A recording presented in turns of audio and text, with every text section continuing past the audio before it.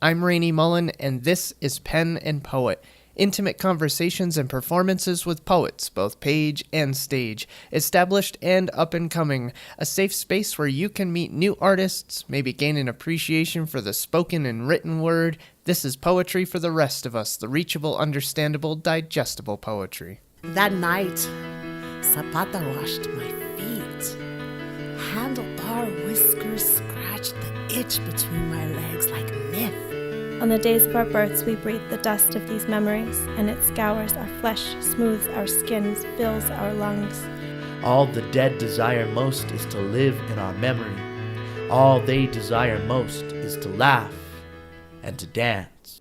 I'm here with my guest, Damien Flores. Damien is an Albuquerque native, earned a degree in English and Chicano Studies from the University of New Mexico, was named New Mexico's Hispano Entertainers Association's Poet of the Year in 2007 and 2008, that's a mouthful, and was an integral part of at least 10 slam teams, at least that's what the back of the book says, and I bet by now it's even more. His poetry collection, the book I was just talking about, Junkyard Dogs, came out in 2016, I think. Although I think it was the book... right around this time last year. Yeah, okay. And currently teaches and hosts the Spoken Word Hour on 89.9 KUNM. So, Damien, thanks for coming on, dude. Yeah, thanks for having me, Rainey. Yeah, this is awesome. So... you also kind of let me tag along in 2016 to that for my first individual world poetry slam in Flagstaff. Now, I didn't get to compete outside of that last chance slam. Oh, but that was still great. That was awesome. Wasn't that cool? Dude, it was my first experience, and let me tell you, it was kind of a game changer for me because I was already kind of feeling done with it after only a year.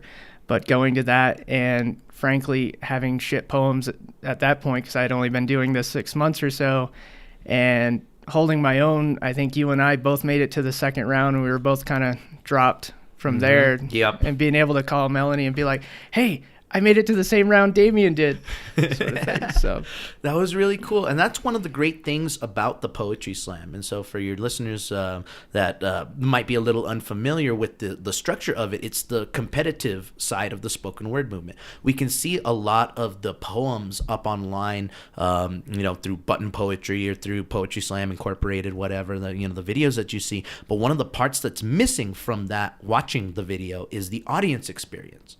And being a poet in the audience or being a poet in competition and then listening to your peers do their poem and see them rock it, it's such an inspiring thing to witness and to share experience with everybody there in that room. And the National Poetry Slam, the Individual World Poetry Slam, Women of the World, the three big tournaments that Poetry Slam Incorporated puts on every year, allows for that the everyday people go in and you leave with ideas, you leave moved, you leave wanting to write more. And that's one of the cool things that comes out of that slam. And that it was in Flagstaff was even better because it was so close. Yeah, and it was Flagstaff's always been one of my kind of go-to vacation places when everybody wants to go to like Jamaica and stuff. I want to go to Flagstaff, park my car, stay at one of those hostels, and just like wander around. Yeah, that's a great town to do that too, and they have really good poetry out there like that. But there's so many good National Poetry Slam teams all around the country. You wouldn't think that Flagstaff would be one of the centers of the poetry world, right? So just like everybody else, I'm gonna ask, since most of our listeners probably aren't my listeners, I guess, aren't familiar with you, to start off with one of your poems, your choice. Again, it's a podcast, so you can be vulgar, you can do whatever. Okay, cool. You want. All right, so I'll read this one from Junkyard Dogs. I'm going to do the recited version, the slam version, as opposed to the written one that appears in the book. That happened a lot. Yeah. What's that? The poems that I perform are just slightly nuanced, different from the way that they're written out in the book. And I want to ask you about that later, because I did read through your book a couple of times before you came. You're like, hey, that's different. Yeah, and because I like the wedding one, I almost know verbatim, and that's kind of my go-to if somebody is asking me, "Oh, well, what's Poetry Slam? Let me bring up a YouTube video for you, and I'll hunt down your wedding one, and I will sit in the corner." And Melanie hates it because I'll sit in the corner and I will do all the same movements that you do. And yeah. So anyway, but That's I awesome. noticed the changes. We can chat about that. Cool, after. cool. Well, then I'll just go ahead and read that poem because that one's one of my favorite ones to do. So this one's called The Wedding Dance. Diane and Mike married in the spring, our last great family wedding. The American Legion Dance Hall was not prepared for a guest list of 400, catered by none other than my grandma, music by Al Hurricane Jr., and their 40-member band. And with an open bar, shit, we should have sold tickets, because everyone was there. Every primo, compadre, in-law, vecino, jefito y jefita, tío and tía, nino and nina, nana and nono, and you don't know who's related to who. Because New Mexican family trees are more than trees. They are sprawling forests. Thick bosques with branches tangled in scandal and leaves like loose tongues. My family loves to talk shit. And tonight, everyone came to laugh and to dance. The last time we all were alive. I was 13 and I hated weddings. Years of forced two-stepping with my auntie swinging me around like I was the mop they danced across the kitchen floor to the rancheras on the Saturday morning radio. 89.1 KANW, New Mexico music. The anthem of housework. And I blame my mama for all the school dances I stood wallflower while the vatos and the jocks got all the girls and left me wondering where I went wrong going right. But tonight, this music, this dance, this was my chance, and she was my girl, Morenita. Red apple manzana smile, her dress snug like the lace glove on the bride's hand. Then a choir of trumpets struck a tune old as the flowers. The old hurricane sang Flor de las Flores, and the old timers took the floor like it was their wedding dance. And I took that girl's hand. Showed her this is all I can do, but it's what I do. I danced her like I learned. Firm hand on her hip, our eyes locked. I led her with my stare. Spun her like a parasol on my fingertips. Dipped her so she arched like a guitar string. Bent, slipped back, and held till she nearly broke. And we kissed beneath the shadow of a Spanish song. And then Grandma and Grandpa danced beside us, slow stride, step and bass line, and Grandpa leaned in, shouted over the music, "Hey, she's your cousin!" And danced off like it was a secret, but everybody heard. Fingers young and old pointed, their laughing grins frozen in the photographer's lens. Gossip jumped the tables, the girl ran off, and Grandpa cracked himself up. Sorry to lie to you like that. But that looked like it was going a little too far, a little too quick. But good for you, mijo. And this moment breathes in an old family album found in a tomb of dust. A photograph of generations where the joyful ghosts laugh and dance like they will never die. And as I close the book, an old song comes to mind. I whisper, all the dead desire most is to live in our memory. All they desire most is to laugh and to dance. Excellent. Thank you. Still one of my faves. So I guess, yeah, we'll get right into kind of those nuanced differences. I know, at least for me, when I notice changes, it's just because of how it naturally comes out of me when I'm saying it. I'm wondering if there's a difference for you and how that plays out. I always like to write my poems the way that I recite them. And so my line breaks, my stanza breaks, the length of the lines, how I use enjambment, how I use the commas are all completely intentional to guide the reader. It's sort of like a roadmap, like all of the craft elements of those structures of the poems. Even though it's technically free verse, it's not. It's trained to my vocal style. And so with the editing of these poems, I ended up getting a lot of feedback from the two editors that I worked with. And these poems, those are the ones that appear in the book are the original cuts. And the poems that ended up being different from my slam versions are usually different because in slam you're restricted with the time limit.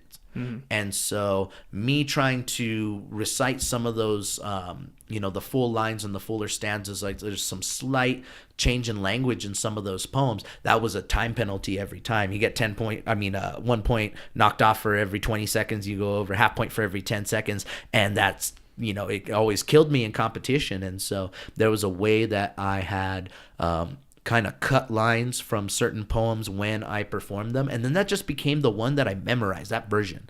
And so when I see in the book and I try to read at a different event and I'm reading it off the page, like, oh no, I can't do this, like I need to just go back to the one that I had in my brain.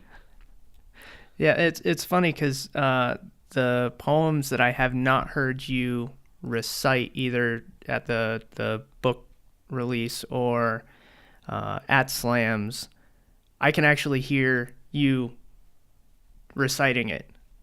Again, because of the same, where the commas are and where the lines break, I can actually hear in the way that you would normally perform it if I were to hear it. That's awesome. Yeah, because that was a lot of my training at UNM.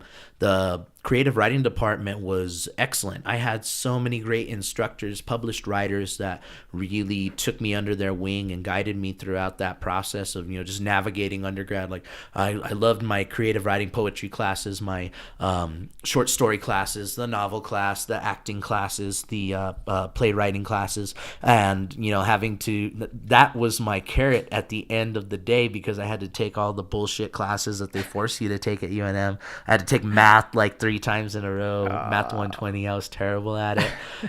The science classes, the big huge lecture hall things, so those teachers weren't just teaching me how to be a good writer. They were also helping me out to be a better student and to navigate my way through a lot of those difficult classes, because so many people of my generation, my demographic, my race, my socioeconomic background weren't expected to do very well in school. And one of the reasons, because those classes are really hard if you're not, if you're just a kid that barely made it through Albuquerque public schools and suddenly you got your lottery scholarship. Holy shit, it's really fucking hard to pass, geology lab. It's, you're not used to that kind of stuff. And so that was really cool. And a lot of my poems in the book were written while I was in college. There were some really early ones when I was first starting out with slam when I was a teenager.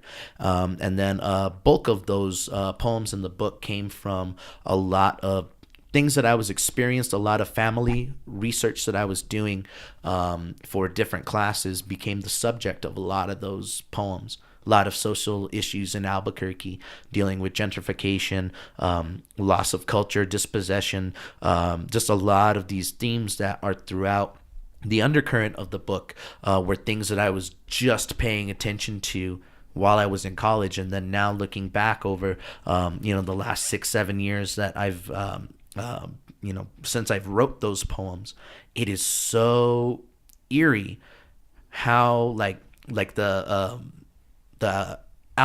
Weekly Alibi did an interview with me, and the reviewer had said something about the overall theme of the poems, like, oh, this is resistance. This is like a snapshot of Albuquerque, at its time and place, which was something I wasn't thinking of, but that's what I was going for. So I was really trying to capture like this last dying generation of my hometown, which when I was a kid was a very agrarian, working class town. It wasn't, considered a city at all.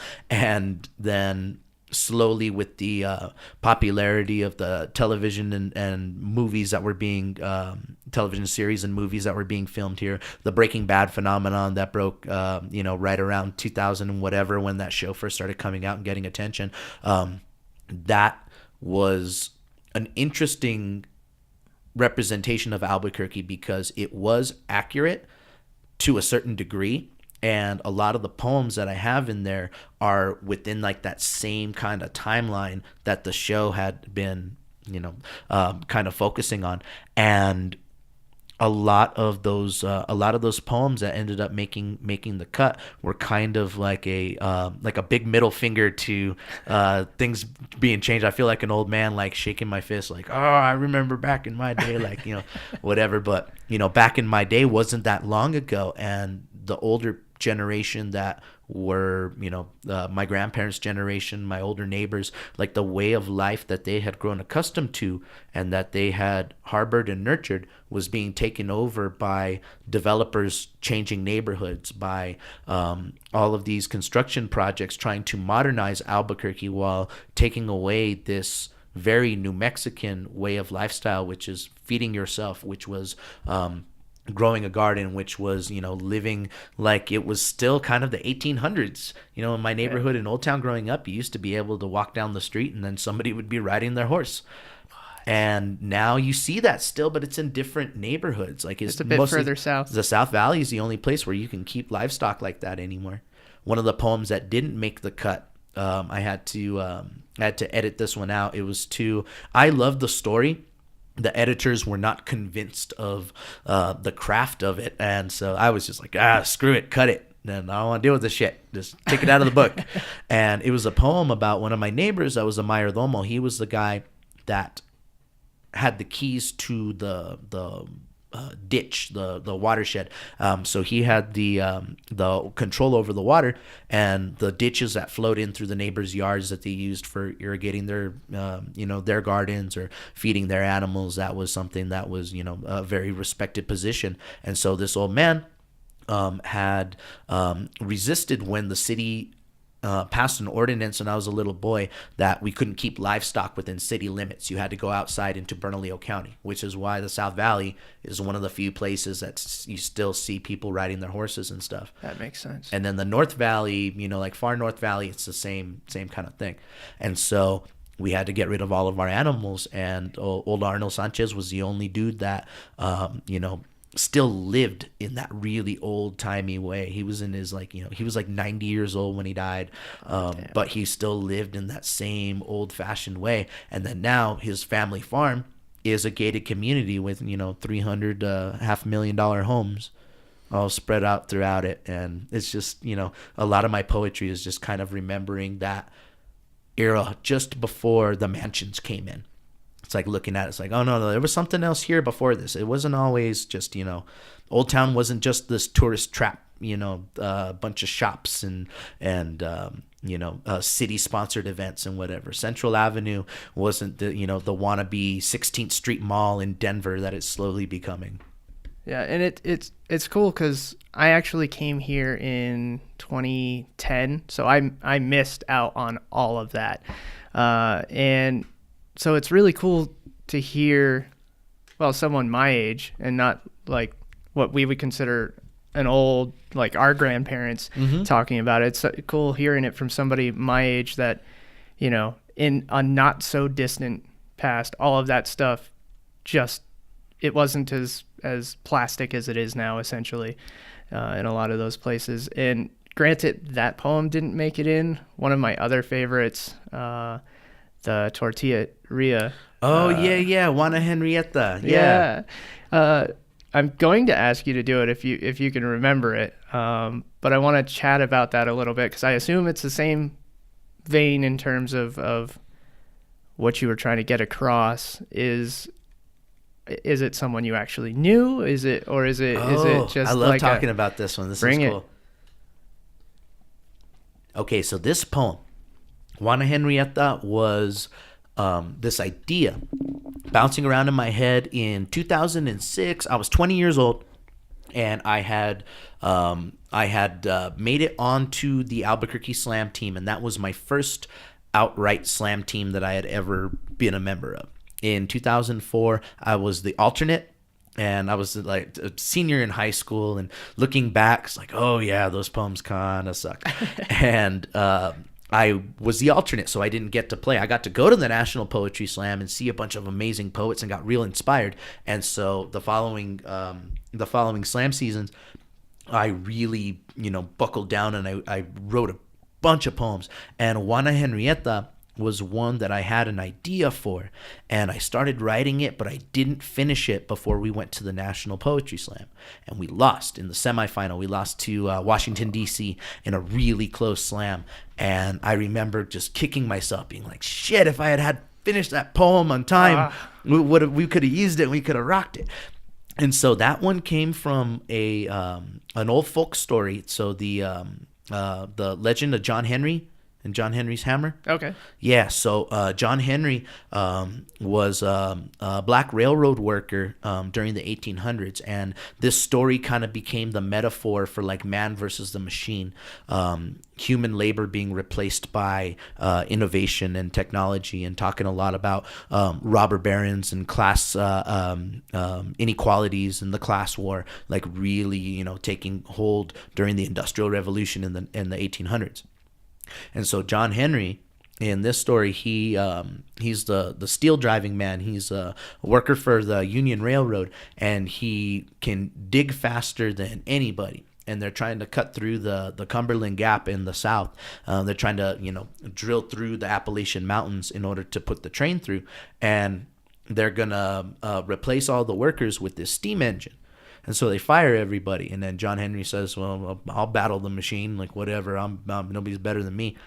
So I took that theme and I applied it to sort of like a modern revisionist folklore, because this story ended tragically, because John Henry beat the machine, but he died in the end. So he makes it all the way to the end, and then like as he beats the steam engine with its drilling through whatever, he collapses dead. And so there's a real interesting reaction from a lot of people, because he's the spirit of the working man. Like in the end, he beats the machine, but he dies. So what good was it for his, for him to prove that? And so it's a very cool theme that I've been thinking of for a long time. And this one around Christmas time that year, my grandma decided to give up on cooking. She didn't want to cook anything for Christmas because everybody was ungrateful, and so. We decided to go and just buy, frozen tamales and just do them that way. And so we went originally to this restaurant in this, it's just off of Bareilles on 4th Street and, not 4th Street, 2nd Street. You got to go under the train tracks, which is an interesting spot for it.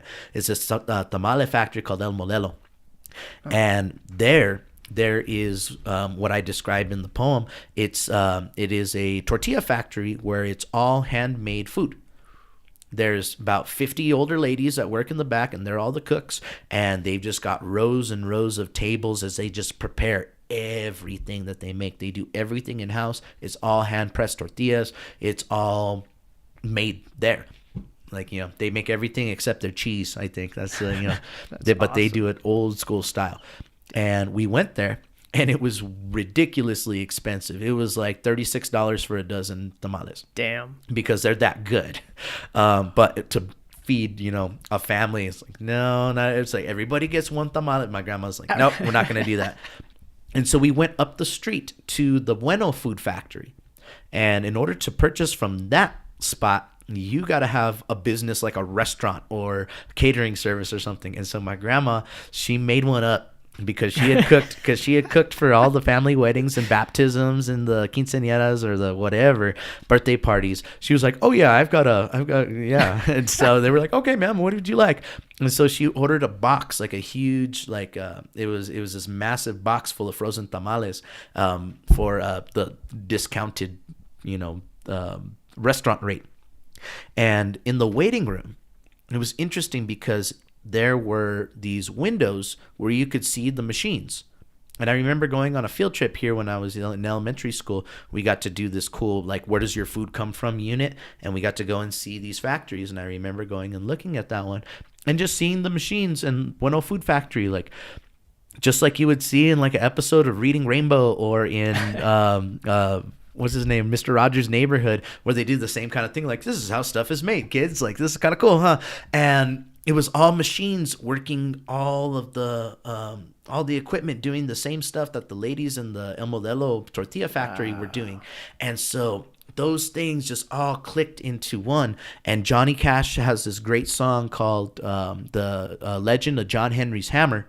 And there's another song by the Drive-By Truckers. Jason Isbell wrote this song called The Day John Henry Died. And I've been listening to both of those songs. I had that idea, and then that experience just kind of put all of the pieces in line for this poem. And so, yeah, so that's how I came up with this one. And so I'll just go ahead and recite it now. And Awesome. yeah, this is El Cuento de Juana Henrietta. There was no wind the day Juana battled the machine. Smoke rose from the stacks of the downtown tortilla factory, slow, like the wrinkled steady hands de las viejitas. Cocineras whose fingers were callous as the spirits of their mothers, they were the assembly line of ancient faces. They worked for coins off their husbands' wages. Mothers of the New Deal labored their bones dull with the factory whistle at dawn. Harina y manteca became the skin on their palms, 50 pounds of flour each dark morning. And their grip stung, salt grains, leavening, tortillas rounded like the suffered crown of the god carved in the altar. Their god hung above the stove. Rounded by rolling pins cut from cedars, smooth with hidden splinters in their hands, and dough rose before the sun. And this morning hung bitter in Juana's mouth, like the daylight that did not stretch over her tongue when she woke, when the women found machines on the factory floor where they once stood. Here are your replacements, the boss growled like rusting metal. There's no work for you here. I want you all out. And the ancient faces gazed like forgotten saints they once prayed to. Some cursed the foreman's name, their fists clenched tighter than the gears in the machines that took their jobs. But Juana didn't move. She stood steel heavy, her wrinkles run fierce like flooding arroyos when she said, I'm faster than any damn machine. And the engine fired.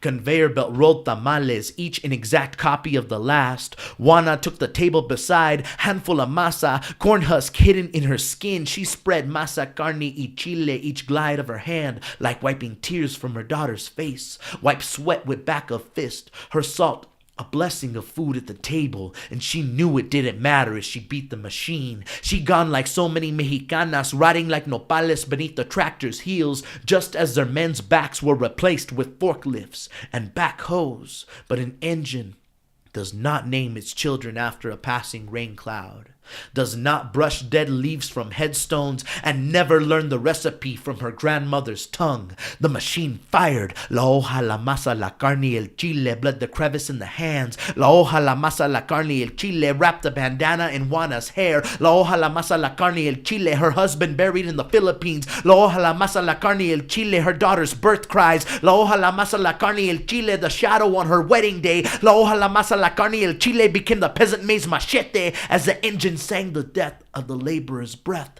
The foreman's eyes never left Juana's face as the machine slowed down.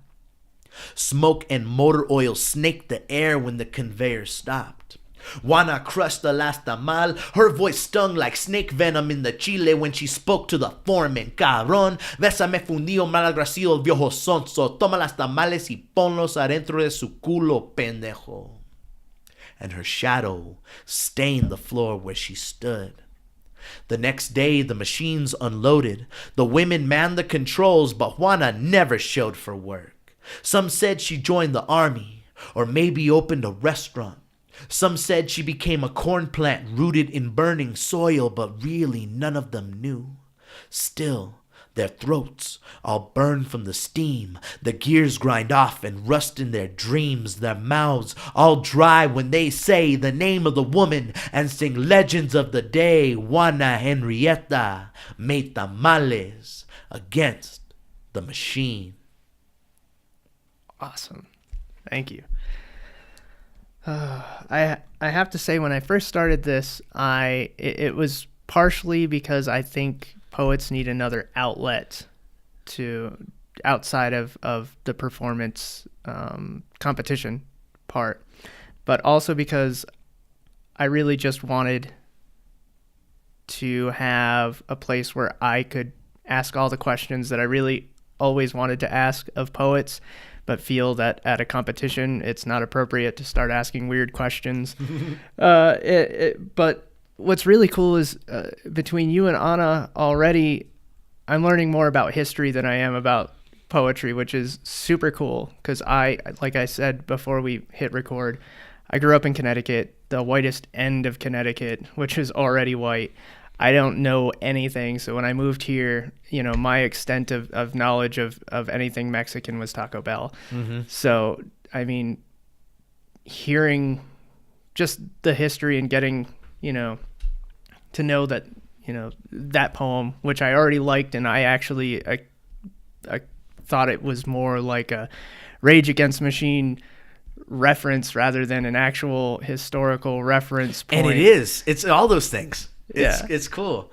Yeah, the history behind a lot of the poems that I've written, it was a lot dealing with the dual scope of studying Chicano studies at UNM and then also being in the English department, because in Chicano studies, a lot of the poetry and a lot of the literature that came out was popularized in the 1950s and 60s, and some of the music too. Like the music is a very important part of my development as a slam poet and as a writer in general, because so much of what they were doing with their craft, be it music, be it short stories, plays, poetry, was coming from a very political, social justice minded end. And that was a part of the spirit of the slam that I thought was the coolest part of it. It's really cool to get up there and stand in front of a bunch of people and, go rock a few poems, or to be, the winner of the slam or whatever. But when it comes down to it, the poet Saul Williams, in the 1990s, he was a big name in poetry slam. He said, you got 3 minutes of people's time. You have their attention. What are you going to do with it? And Mark Smith, the guy that invented created the poetry slam. I wouldn't say that he necessarily invented I think he came up with the idea to give scorecards. It's not like, being in the laboratory and inventing something, he came up with it. But he did the time limit specifically 3 minutes long because that was a standard commercial break during, 90s television. So most people would rather be sitting there watching TV or, turning their brains off. Now I guess it'd be, on your phone or whatever, but sitting on your couch watching TV, you've got the amount of time that they've got for a commercial break when they're like, ugh, they're going to turn their attention elsewhere. You've got that amount of time in order to expose them to your art and change their mind and to do whatever you want. It's like, you have that attention. What are you going to do with it? And so my poetry and my ethos part of the slam poetry is that I've got this time. I want to use my slam poems as a way to talk about contemporary social justice issues using historical references, but also really stressing entertainment value. There's a lot of the poetry that has been more popular recently, but a lot it started before the YouTube craze and button poetry. Is that there's a lot of social justice minded poems that are being tailored to specific audiences, and there's a craft element that is really absent. I remember sitting in some poetry readings and thinking, did I just hear a 5-paragraph analytical essay rather than did I just hear a poem? And there's this interesting thing, this culture shift in poetry slam where there is less of a focus on craft and performance rather than and that's being replaced with social justice issues, but done in a very cut and dry, polarizing kind of way, in a very topical way. And I think it's an interesting thing because there's a strategy point in the slam where you're trying to pick the poems that that you got in your arsenal that's going to beat the other people's poems, and you're trying to impress these judges, 5 random people selected from the audience. And so there are moments when a poet will choose a poem. I've done this several times because it will create an emotional rift in the judge, where if the judge gives that poem a low score, then they are against whatever you were trying to talk about. And so if you do a poem about race and identity and the judge scores it low, that judge is going to be treated or feel as though that they're prejudiced or racist or something like that. And a poem of less craft but tackles these big issues will succeed in a poetry slam. And the poets that are able to defeat that, because that's a really hard poet to be, and I'm talking only competitively, because one of the cool things with the slam is that we can talk about these things, and that's one of the few forums where we can talk about that uncensored in public, as a person, not on the internet getting off and yelling at people and getting into fucking comment wars and shit with whoever is not mind you're not going to change. You have that opportunity in the poetry slam to talk about whatever you want. But the poets that are able to succeed are able to use their performance and their natural, just their raw talent as writers and vocalists to defeat other poets that might be talking about the same thing as them, but they can blow it up, outperform them. And those poets kind of come out of nowhere, and which is really cool. So like the Boston House Poetry Slam really broke away from the norms. Like they're game changers as far as I'm concerned in like the future of spoken word poetry slam, because they tackle all of these great issues that are very important to what's going on right now in the current social climate that we're at. And they do so in a way that is just, their poems are absolutely entertaining. There's no there's just no error in their performances. They're dynamic. They're coming at all of these issues from personal and observational perspectives. The House Slam in Boston is one of the premier slams, and they're now they are the team and the poets that the younger poets are mimicking. Like my generation loved Saul Williams, and he was so esoteric and surreal that you didn't understand what the hell he was talking about. But he was like, he would drop enough hints in his poetry that's like, oh, so that's a surreal ass poem about, being a young black man in jail. And now the rather than being as flexy, waxing poetic and fancy with your words, the more direct style of poetry, like writing in everyday terms. And so as this generation starts coming up with their interpretations and what they're doing with slam, it's just kind of changing in like different ways. And I'm still like this old school mentality where it's like, oh yeah, I want to go up against all these young poets on YouTube and like, hot shit button poetry people, and I'm gonna go and kick their ass with something that they didn't they didn't see coming. And that's one of the cool things I think I learned from like my training ground in those early like 2000s the slam days, because that was like I got to see poetry in Albuquerque. That was one of the best scenes in the whole nation, and I was at a poetry slam competing against 10, 12, 14 poets that had all been on slam teams that were all National Poetry Slam semifinalists or individual finalists, and Taos Poetry Circus champions, whatever. And their approach to how they did slam strategically and writing wise and performatively really influenced my own voice and helped me get that individuality. And because right now there's a very big there's a big similarity between a lot of the poetry that is very famous and getting a lot of online attention, and it's kind of all the same. Yeah. And it's just very much like, it's kind of like pop music. I made this one metaphor for Albuquerque Poetry Slam, why we're so unique and so different from other cities, is that other cities are, the slam teams very trendy.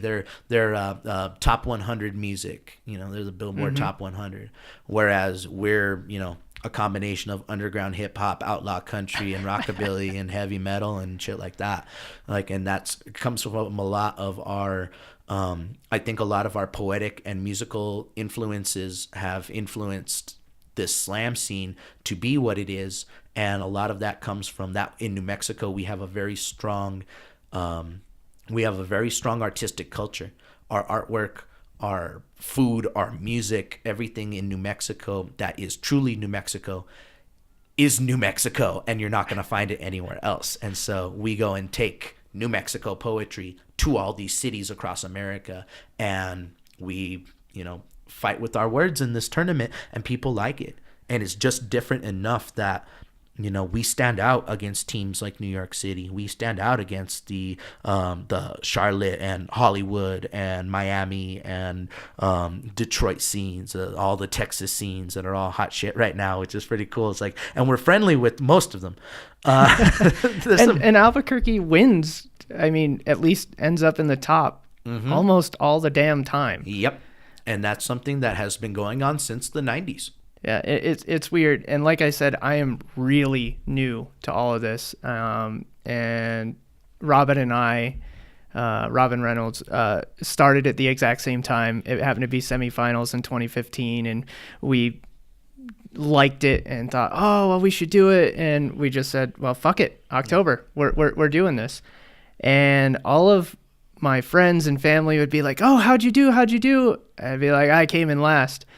For months it was like that, and everybody's like, oh, how, I'm so sorry. I'm like, no, I'm up against the sons of bitches who have actually like trounced all over the place, women of the world, individuals, group, and it's kind of a sink or swim sort of thing. So I mean, granted, I've only been doing it a couple of years and I can't say that I'm awesome yet, but you learn real fucking fast, because, I mean, yeah, going up against you, Mercedes, and Gigi when she was still here, it's tough to compete with that shit.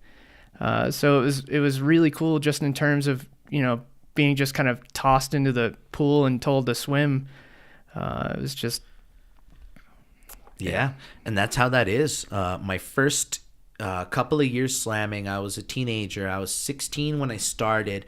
And it took me, I was 19 when I won the first slam I ever won. Yeah, it took 3 years to win. I came in second place a handful of times, but all the other times I'd slammed, I'd never. And you just kept doing it because you still liked it, or yeah, I still liked it, but then the competitive edge of it too is like, oh, well, I'm gonna be badass and kick some ass.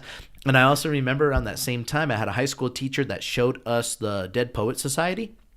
And there's this one moment when Robin Williams says something, I'm going to misquote it, but it's something like this, because he's teaching his class to recite poems while they're kicking a soccer ball, like they're kicking like free kicks, penalty kicks, while they're reciting like Whitman and William Blake and like all this old shit. And the kids don't get why he's making them do that or whatever. And he says that competition is us allowing for other people to bring the best out of ourselves. Oh, damn. And I think that with the slam, like it fits perfectly. It's such a, I mean, I take it a little bit out of context from that film, and that film was like whatever, 1989. It's almost 30-year-old film. But that moment right there in that movie, that line really became what the competitive edge of slam did for me, because I'm a very competitive person, and a lot of people don't like slam because of the competition. But the way I always thought about it is, because I don't like losing, but I've lost more than I've won, and so that's also like another humble thing. Is like, well, I'm gonna come back next year and try harder. And that line in particular, letting other people bring the best of you out of you, is something that happened from the get-go. I mean, that was, when I first did my first poetry slam, I came in third place, and another poet, Don McIver, was the host, and he said, hey, who the hell are you? It's like, I'm Damien Flores. And he says, oh, right on. Is this your first time? I was like, yep. And he's like, okay, it was this first time, everybody. And like, they all clapped for me and everything, and that felt good. It was cool because people liked my stuff, even though I wasn't, the winner or anything. And that was kind of what fueled everything. Like everybody, it was a very different kind of experience as opposed to reading it like an open mic. Yeah, and I don't even know where I was going to go. But on the entertainment side, you mentioned earlier that a lot of what you write, or at least what ended up being written in the book, was based off of how you would perform it. So that gives me a sense that you're probably more of a performance poet in terms of how you build poems. Am I There's not there's no, as far as my concern and like my definition of it, there's no difference. There is no page and stage poet. There's no such thing between a page and a stage poet. There's people who are good writers and good performers, and there's some people who are good writers but not good performers, and then not good performers are good performers but not necessarily good writers. And that's kind of it. I look at every poetry reading like a full live performance, as though I was going to be performing in front of 1,000 people, even if I'm only performing in like, a small little coffee shop with just a handful of, people in the audience, all sitting there ready to read their poems. I've been to so many poetry readings, academic poetry readings through the university, as well as slams all around the country. And I've been to as many rough academic readings as I have rough slams. And it really comes down to, like, I don't like that split, because that was in the 90s, a lot of the publishing companies that were reluctant to publish slam poets would always use that critique, saying like, oh, well, that works on stage, I'm sure, but on the page. And then like that became that little rhyme, and I hate stage and page. Like, that is one of the worst rhymes that I have associated with, like, in my entire career. And there is like, really what it comes down to is like, there is no difference. I would not tell my professors at a certain point at UNM that I was involved in the Albuquerque Poetry Slam, because there was automatically a bias and a judgment that was being made from that happened to previous generations of slam poets who would take creative writing classes, and then, I don't know, like the professors and then the other students, your peer review crew, like they would always be like, oh, this person thinks they're hot shit, I'm gonna cut them down like some more because they think they're so cool. And so I just didn't tell people at all that I was like into slam. And they would critique my poems, and it would be, the poems would stand alone, I think, in the workshops, and I would take the valuable critique that I got. I got some good advice and I got some bad advice, but then I go and rock those same poems at the slam. That's cool. And I'm happy to hear you say that, because that's one of the other reasons why I started this. Is I listen to a lot of podcasts, and everything that I've found has either been only a very specific city for performance poets, or the really uppity, like, I don't understand what's going on poetry, and I'm just starting to understand some of that. And this was kind of an attempt to kind of not only give poets another outlet, but kind of bridge the gap of what, because I mean, I've been to a couple of quote unquote good poetry workshops, and as soon as I mention slam poetry, you get that glazed look, or roll their eyes. Exactly. So I'm really happy to hear you say that, and you've been doing this for, goodness, probably half your life now. Next year will be half my life. Next April. How old does that make you feel? 32, and I feel all right, because like I started when I was 16. Really? Like, okay. You're only 32? Oh man, that means I'm way older than you. I look older. You're aging way better than me. It's because I cut the chops off. Well, one other thing I did want to ask about your poetry that I noticed when I was reading through your book the second time was that, and this goes back to the entertainment part, that almost every time that you get super serious and have one of those one-liners that's just like, oh, that was deep, that was awesome, and you feel it, you follow it up with something funny or fun or kind of off-the-cuff sounding. And I'm wondering if that's intentional, because it's almost in every single one of your poems. Every time you hit that low note where it's real deep, you kind of bring it back. Mm-hmm. Yeah, so there is, so the answer to that question, there's a lot of of influence that I've had throughout the years. And one of my favorite performances that changed my life as a performance poet. I saw this show when I was 16 years old, and when I was first starting to write poems, when I first started getting into the slam, and I saw the Latino Kings of Comedy, and my family got tickets to go and check it out over at 66 Casino, and I saw George Lopez, I saw Paul Rodriguez, Alex Raimundo, what was the other dude's name? Joey Medina. Everybody was there except Cheech. Cheech was the only one that didn't make this show. But it was amazing. It was incredible just to see the different styles of stand-up comedy that each of these performers did. And some of the bits they would do were like kind of one-liners, and were just kind of like a typical thing in stand-up comedy is to kind of jump from topic to topic. Like, well, that joke didn't work. Now for something completely different. Yeah. And Paul Rodriguez did not do that. He told a complete narrative. He started by opening up and saying that he was not going to do any of the jokes that they saw on TV or in the movies, that he was going to do all fresh material or things that they had never heard. And he said, this is a story I'm going to tell you, my 10th birthday and when I got my first bicycle. Ready? Here we go. And then told this masterfully done story where he introduced all of his family as individual characters. You learned so much about them. You could visualize them in his descriptions. Funny little aside stories, but always coming back to the main narrative, to when he ended up getting his bicycle. And it was hilarious and beautiful and just awesome.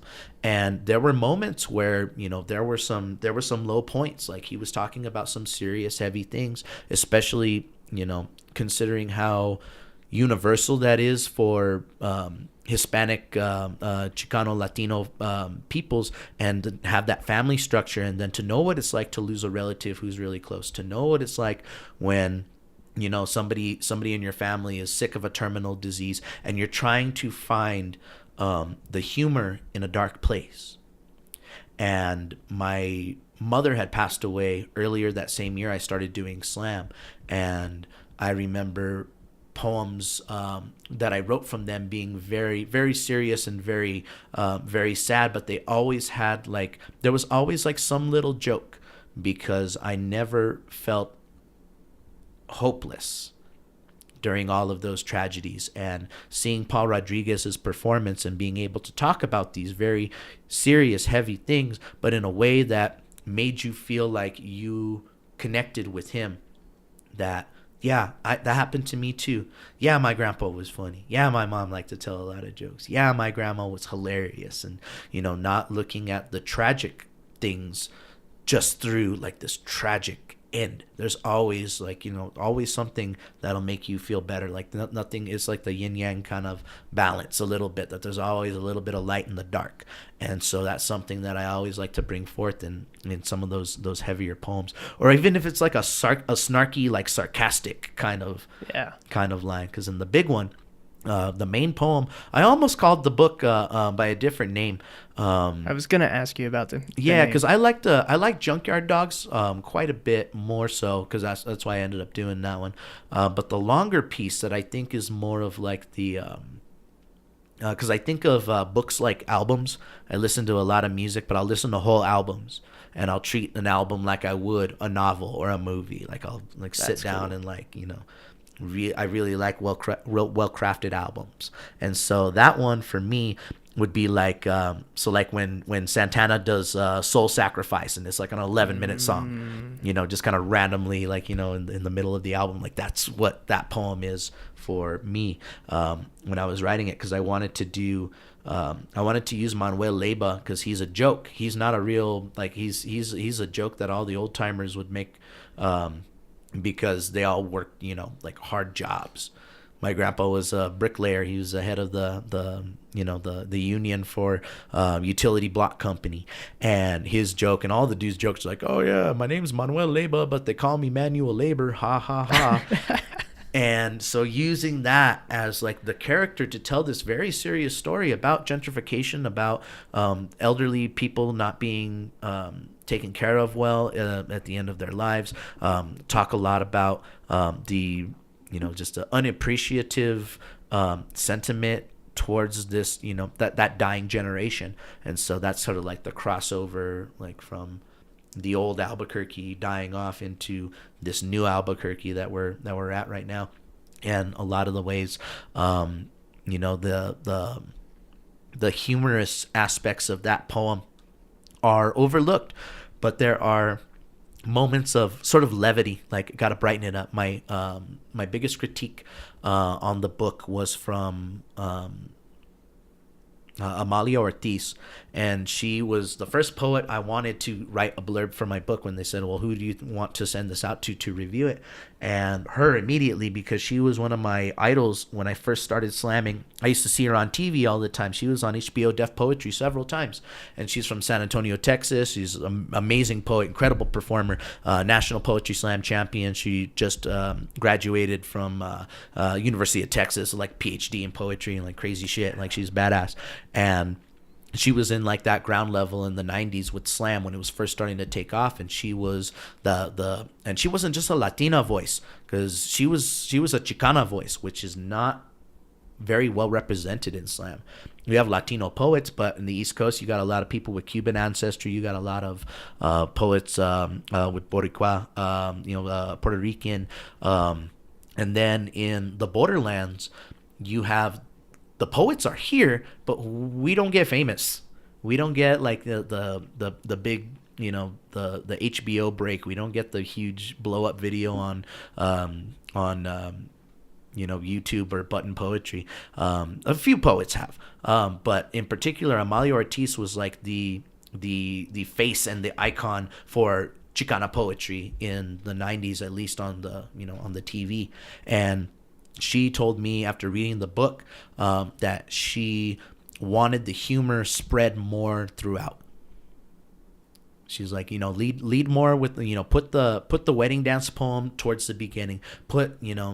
She really helped me out to structure the layout of which poems came in what order, and then gave me more, positive feedback about those humorous parts in the poems. Like, yes, like that's really what makes it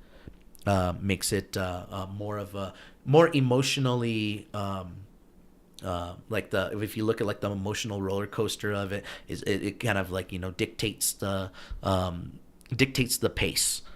Yeah, it's cool because not only is it kind of bringing you back from, well, my poetry tends to be very dark. That's just where I go. You bring it back into something a bit lighter, but you're also in that moment giving further details about it. It's not like you're just tossing in a one-liner humorous piece just to kind of lighten the mood. It's actually still furthering the depth of what you're trying to say. So I've really I dig that. Cool. Straight up. I don't think I've read or listened to anybody else who's really kind of mastered that quite the way you have. And it's no mastery. It's just, there's that saying, write what you know. And that's what you're doing. That's kind of it. Like there's a strong element. A lot of the bilingual aspects of my poetry is just that's the way my family talk. That's the way the people in my neighborhood talk. That's the way a lot of people in my city, in my state talk. And it's, you've got some people. I mean, my grandparents were, if they could have written down their stories, they could have been, amazing writers. They were just such compelling storytellers. My grandma and grandpa sitting at the kitchen table, they start telling a story, and doesn't matter how many people were at, I think of Christmas dinner when we've got, 20 something people all hanging out, and throughout the course of the day, you've got 50 people coming in and out of the house to come and pay visits and eat. And then every time that they would start telling a story, everyone would just be hanging on every word. And I love that ability that they had to, like, their wit was so sharp. The way my grandpa could play with his vocal tones, I use that a lot in my performances, where he can bring things up and kind of like jokey, and then really get you in and slow down, and you get like, you can hear that, and that's really cool. And that was just something I grew up hearing, and so when I started writing, I just wrote the way I heard it the way I talk, the way we talked. That's cool. And you actually have one in there. I think it is about your grandpa, about the stories that he would tell. Oh, that yeah. kind of go off into their own world. And to be fair, I don't think anybody in my family really had that kind of storytelling element. But when I married into a family, the Grandpa Chuck, yeah, you couldn't even tell which was reality and which was, because he spent time in Burma during whatever war, and there's no telling, how many of those stories were truth or fiction, because he would play it up until, it just got insane, kind of like your poems version, where ended up boxing everybody in town, or I think his Grandpa Chuck's story was something about them killing a mama monkey for food, and then had to like take care of the little baby monkey. It was just crazy stuff. Well, I was gonna ask you to kind of close out with a poem that maybe you don't perform very often, just because it doesn't do well. If you have one, that's cool. That'd be great. Actually, can I see that copy of the book? Yeah, absolutely. I actually don't have any. I didn't save my own book.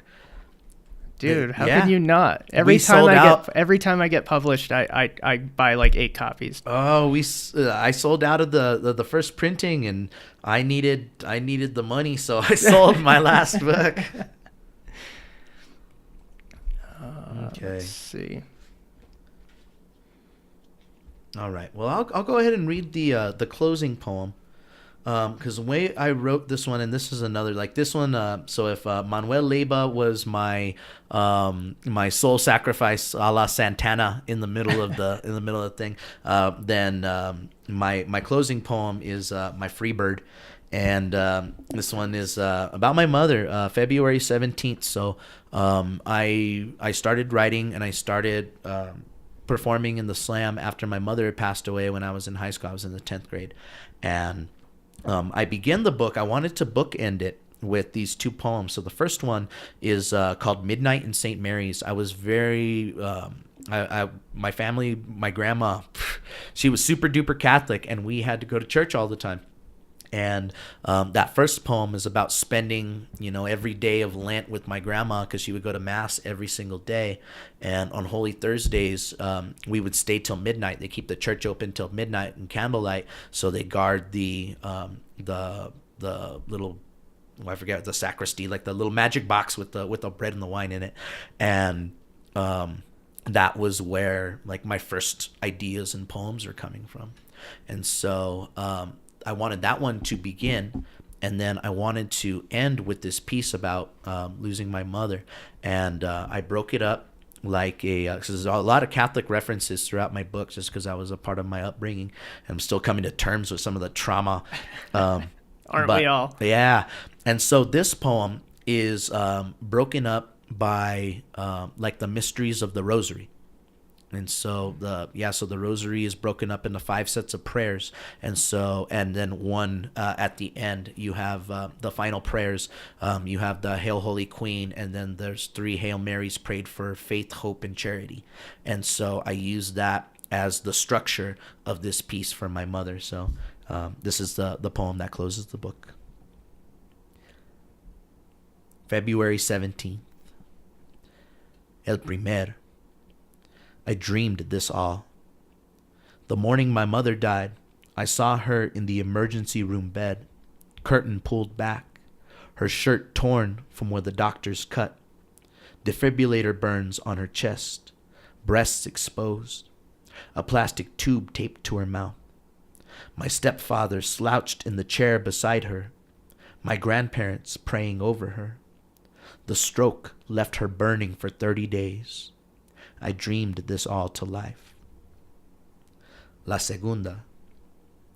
How the holier-than-thou ladies at church wept when they learned my mother died without the last rites. You must take care of your soul at all times, the catechism teacher warned the class when I showed up late for the last time that next Sunday. The God they taught me was not the same God we prayed to in my home. The God of the dirt and of the river and of the corn was the God of all things, and he would not have my mother suffer more than she did. Would her hell be life relived? Would her face be forever bruised into knots from my father's fists? Would she be working 3 jobs till Jesus comes? Would she look into whatever mirrors there are in eternity and always see her face how she never wanted to be remembered, wrinkled and fat, paralytic, slumped, so swollen she couldn't even cry? She'd already burned, and the God I knew this also. My mom's not in hell, I whispered as I walked out of St. Mary's. I'd grown used to the pity and the stupid things people say when they don't know what to say. That poor girl at school who empathized, she knew exactly what I was going through because her dog died last summer. I sat alone in my room those days, all pissed off that everyone was feeling sorry for me instead of for themselves. But I guess we're all gonna burn someday. El tercero. We found an owl in the basketball hoop in the backyard a week ago. Grandma wanted to kill it, a bad omen that needed to be handled, a demon sent by someone with a grudge. Its bloody shit stained the driveway, trapped in the net like a nightmare in a dream catcher. But my stepfather let the owl live. He burned his superstitions as a boy when he buried his mother after a dead man's curve crash on Isleta. Bullshit, I thought I heard him say as he climbed the ladder. The owl clawed him as he cut it down. Grandma blessed his bleeding hand with holy water and then doused the bird. It locked its eyes into hers and hissed. El cuarto. I locked my bedroom door with the rusty hook latch. Not like anyone would bother me anyway. My grandparents mourned by keeping silence in the house, so I searched their shelves for dusty books. I found Ultima this way, 2nd edition, ink drawings of La Curandera and her boy scattered between the chapters, the golden carp, the good owl, Las Hermanas Brujas, the good magic, cures of herbs and prayers. Hours I spent in my bed in the dim light of a broken lamp looking for answers. Ultima means the last one. My family lived this. I learned many families like mine lived this. And there aren't many of us like there used to be. Some nights I'd stay up long past 2 a.m. I was always a slow reader. El quinto. The night of the rosary was the first time I ever sat in the front row of a church. San Felipe was full. Familia en frente, neighbors and friends huddled in back, and I knew they were all watching me, peering from around shoulders to steal a pitiful look, and I scared them because I couldn't cry. I sat as the brothers of the Good Shepherd knelt around the casket. White-robed, they sang Del Santo Rosario. It was the song of my grandmother kneeling at her bedside, praying to El Santo Niño for all of us. The harmonies filled the church like candlelight, and I closed my eyes. I felt the presence of a boy beside me. He whispered me the words before they came, so I sang like I was expected to. I did not open my eyes because I was afraid he'd be gone if I tried to look.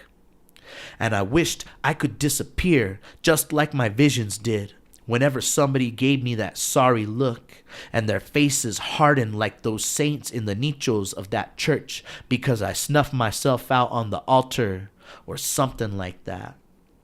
Though closed eyes, I heard that little nowhere boy's voice. Tienes fuerza, tienes poder, tienes bendiciones, todos los tenemos, nunca te olvides. La Salve Regina. At the funeral, I gave my mother's eulogy. I don't remember what I said, but I remember the pallbearers struggling to lift her casket from the hearse. I remember the long line of people who shook my hand as they placed flowers in her grave. I remember trembling as I spoke. I remember that night I finished my book and wrote my first poem. 10 years gone now. I stand at Calvary Cemetery on this 17th day of February to remember you, Mama. I can't help but think of the weeks alone in my room with my book, the angry blood I'll always have, that I'll always be prepared to lose everything and build it all again. We are the curanderos who only know how to heal ourselves. Bless me, Mama. I am a poet now. Look at what I've done.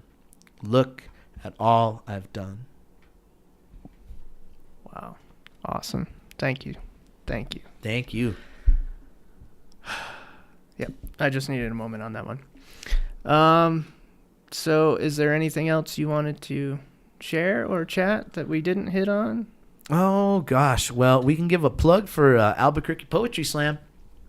Hit it. Yeah, so we've been around as a Poetry Slam collective since 1994, and Albuquerque Slam has been around for a long time. So if you're interested in coming to check out our shows, you in the listening audience, and you're in the Albuquerque, New Mexico area, we have poetry and beer the first Wednesday of every month at 7 p.m. at Tractor Brewing Company in Wells Park. The third Wednesday of every month, we have our all-ages show, Lobo Slam. That is at Winnings Coffee Company up by, it's on Harvard. It's like 111 Harvard Southeast, right across from UNM. So if you're ever around, all shows start at 7 o'clock. So yeah, come and check it out and come read a poem because it's open to everybody. It's like karaoke, but poetry. It's pretty fun. Awesome. All right.